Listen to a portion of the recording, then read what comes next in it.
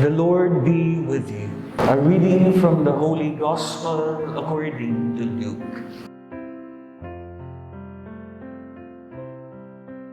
Jesus took Peter, John, and James and went up the mountain to pray.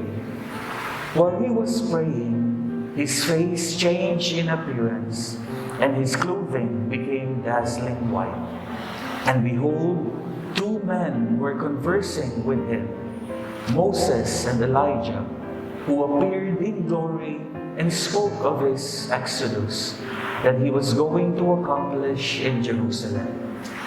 Peter and his companions had been overcome by sleep, but becoming fully awake, they saw his glory and the two men standing with him. As they were about to part from him, Peter said to Jesus, "Master, it is good that we are here. Let us make 3 tents, one for you, one for Moses, and one for Elijah." But he did not know what he was saying. While he was still speaking, a cloud came and cast a shadow over them, and they became frightened when they entered the cloud. Then from the cloud came a voice that said, "This is my chosen son, listen to him." After the voice had spoken, Jesus was found alone. They fell silent and did not at that time tell anyone what they had seen. Sisters and brothers, the gospel of our salvation. Bata pa lang tayo, tinuruan na tayong huwag sumabat sa usapan ng matatanda. I know this very well because our family has always lived by this rule. Well, at least my brothers and sister have. Since I always knew that I was an old soul when I was young, this was a rule that I would always break. Kaya ayon, madalas akong mapagalitan sa kasasaba. May isang bata na matabil talaga, kaya kagaya ko, lagi din napapagalitan sa pagsabat sa usapan ng mga matatanda. His grandfather came to visit one evening, and over dinner, he started telling stories about his exploits during the war. Now, this young boy just blurted out something and tried to cut his grandfather in. But his father was quick to scold him. Sabi ng magsasabat sa usapan ng matatanda eh. So the young boy withdrew, kept to himself what he was intending to say, and remained quiet throughout the dinner. So the grandfather, later on, got back to his grandson and asked, "So what was it you were trying to say earlier?" The young boy said, "Okay na po, Lolo. Kanina po kasi may 2 langaw na magkayapos doon sa isusubo ninyo. Pero okay na po, naisubo nyo na eh." Lesson learned. The grandfather should have listened to his grandson. It really pays to listen. We fail to listen sometimes when we want to stick to the norm of who should be the one speaking and who should be the one listening, just like in the story. There is also failure in listening when we just do not want to listen because what the other is saying threatens us or causes us pain or makes us realize that we are in the wrong and the one speaking is actually right. So pride. We do not listen because we do not want to be told of what is wrong about ourselves or when we are remiss of something. Meron isang very interesting insight galing kay Paul Tillich. He's a theologian. He says, the first duty of love is to listen. Kung nagmamahal ka, nakikinig ka. Hindi lumalagpas sa iyong pandinig ang mga may kinalaman sa iyong minamahal.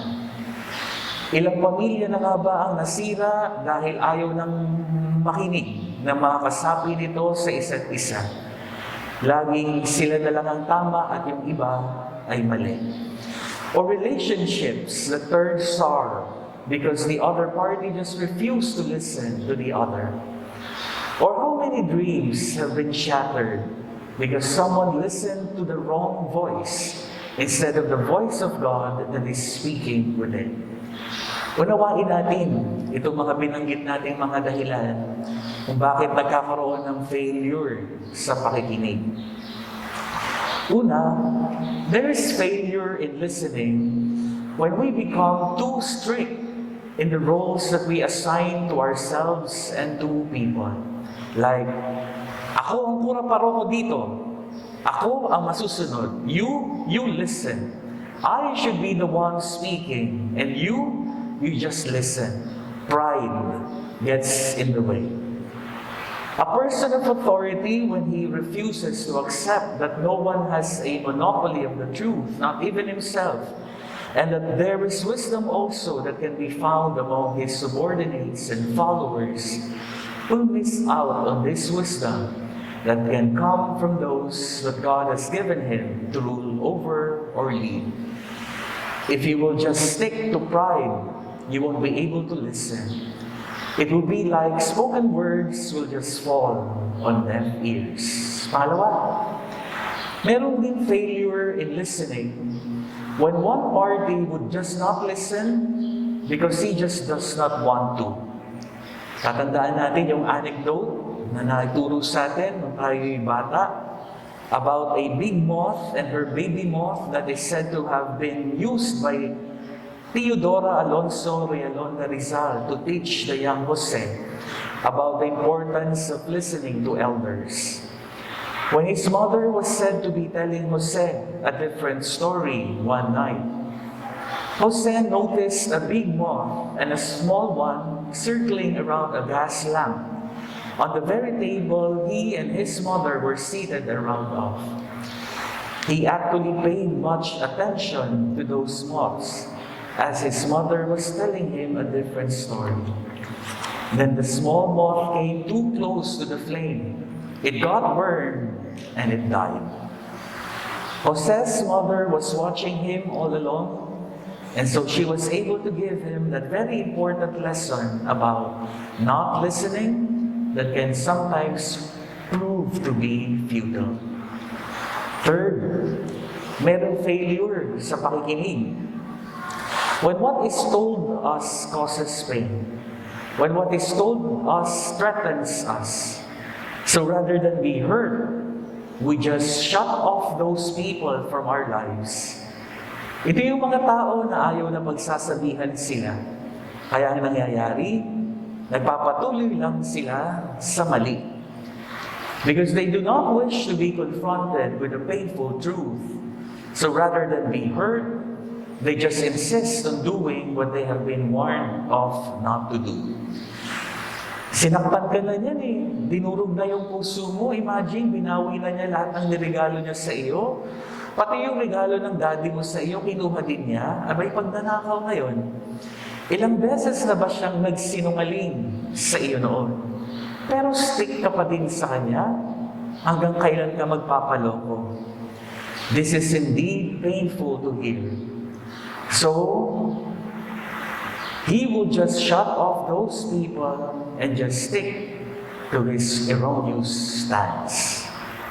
Fourth, there is failure to listen when there is absence of love.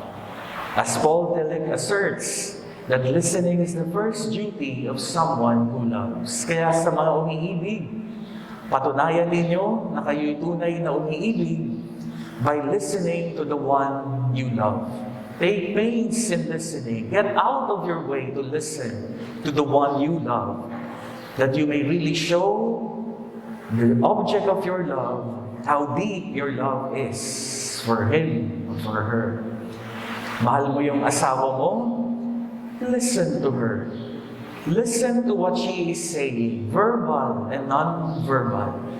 Because a lot of what she is communicating to you may only be heard by seeing what she is doing or how she is acting.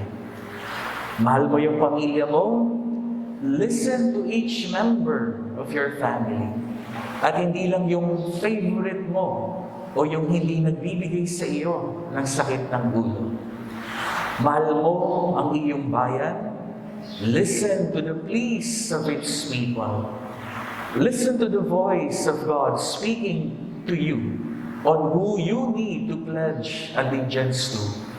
And don't allow yourself to be swayed by patronage or by false loyalty simply because you are beholden to them or you come from the same province. As Christians, our primary responsibility is to listen to Jesus Christ. If we are poor in listening to others, think how poorly we can be listening to God. When a cloud appeared and covered Jesus on Mount Tabor, a voice came from the cloud, "This is my beloved Son. Listen to Him." King Duncan says that has always been a Christian's primary task, to listen to Christ, for He's the one who can guide us toward better relationships and a more fulfilling life. Tumbok na tumbok para sa atin talaga ang aral ng Ebanghelyo. Kung kangi-kanginong tinig kasi ang ating napapakinggan, as persons bearing the name of Christ, are we willing to take that leap, to listen to Him and Him alone? Are we willing to fulfill the first duty of love, to listen with our eyes, calling all spouses, listen with our hearts, to take time to really listen to our family, our friends, our co-workers, ating mga kababayan, and of course, to Christ. The Father Himself has spoken, "This is my beloved Son, whom I am well pleased. Listen to Him." Huwag nating lunukin ang magkayapos na langaw, bagkus matuto tayong makinig sa kung ano ang dapat nating mapahintulutang makapasok sa ating bibig.